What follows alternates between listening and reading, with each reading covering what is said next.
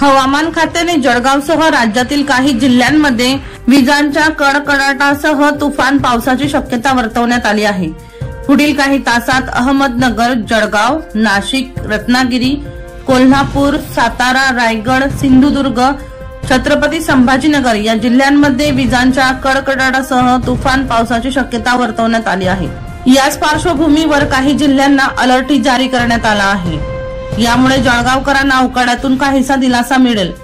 Monsoon Andaman Nicobar मध्ये दाखल झाल्यानंतर आता पुढे सरकण्यास सुरुवात झाली आहे। त्या 24 तासात दक्षिण पूर्व अरबी समुद्रासह मालदीवच्या काही भागात मान्सूनचा प्रभाव जाणवू शकतो। दक्षिण बंगालचा उपसागर, अंदमान आणि निकोबार बेटातील काही भागांमध्ये नैऋत्य मान्सून पुढे जाण्यासाठी परिस्थिती अनुकूल असल्यामुळे अनेक राज्यांमध्ये पावसाचं वातावरण तयार झालं आहे। त्यामुळे महाराष्ट्रातील काही जिल्ह्यात आज बुधवार आणि उद्या मुसळधार पावसाचा अंदाज आहे। दीपक राठोड यांचा रिपोर्ट, DR न्यूज, जळगाव।